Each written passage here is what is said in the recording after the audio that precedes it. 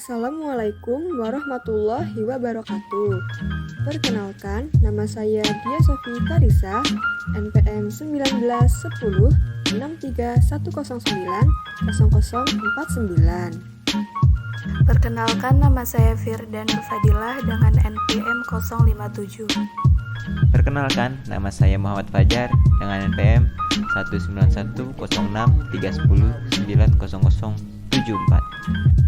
Perkenalkan, nama saya Wilda Rahma dengan NPM 105. Kami dari kelompok 4, kelas 4C Agroteknologi, Fakultas Pertanian, Universitas Singapura Bangsa Karawang, Angkatan 2019. Vermikompos adalah kompos yang diperoleh dari hasil perombakan bahan-bahan organik yang dilakukan oleh cacing tanah. Pengomposan dengan metode ini lebih cepat 2 kali lipat dibandingkan dengan pengomposan secara konvensional. Namun, pada vermikompos kali ini, kelompok kami akan memanfaatkan larva BSF atau lalat tentara hitam sebagai pengganti cacing tanah. Larva BSF keberadaannya kini mulai diminati masyarakat karena dapat dimanfaatkan sebagai pakan ternak, perombakan sampah organik, pembuatan pupuk padat, pembuatan pupuk cair, dan lain-lain. Alat dan bahan yang digunakan dalam pembuatan vermikompos ini, yang pertama dalam pemanenan telur. Alat yang digunakan, cutter, wadah besar dan kecil, timbangan gram digital, bahan sampah organik. Untuk pembuatan pakan larva, alat yang digunakan yaitu wadah, tong besar, pengaduk, penyemprot, bahan sampah organik, dekomposer, yaitu EM4, Yakult, gula pasir, air. Untuk pembuatan pupuk, alat yang digunakan yaitu wadah, saringan. Bahannya yaitu residu dari larva. Adapun tahapan pembuatan vermikompos diawali dengan mengenalkan siklus hidup lalat BSF. Yang pertama yaitu fase telur.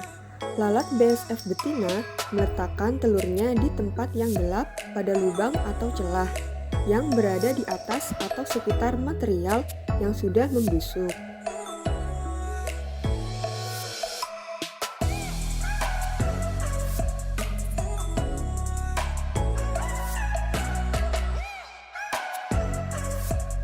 Pemanenan dari telur lalat BSF ini biasa dilakukan setiap 3-7 hari.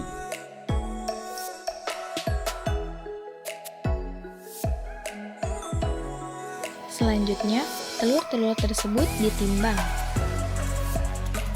Kemudian diletakkan di atas sampah organik yang bersifat lembab, yaitu tidak basah maupun tidak kering. Contohnya yang kami gunakan yaitu ampas kelapa parut yang bertujuan sebagai habitat serta sumber pakan ketika telur tersebut menetas. Berikut adalah telur-telur BSF yang sudah menetas di hari ketiga. Fase yang kedua yaitu fase larva. Telur yang sudah menetas menjadi larva dan dipindahkan ke tempat yang lebih luas untuk diberikan pakan yang lebih banyak. Berikut adalah larva yang telah berusia 7-10 hari setelah penetasan.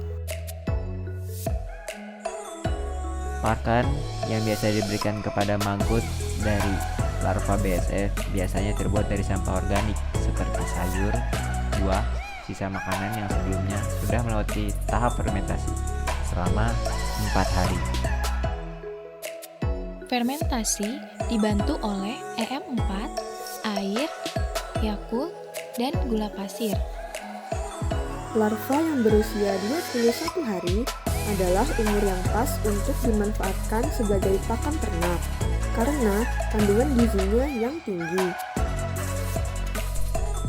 Sementara itu, larva yang berumur 1 bulan akan dimanfaatkan sebagai pembuatan pupuk padat. Sisa bahan organik yang terurai serta feses dari larva BSF ini dikering-anginkan dan disaring.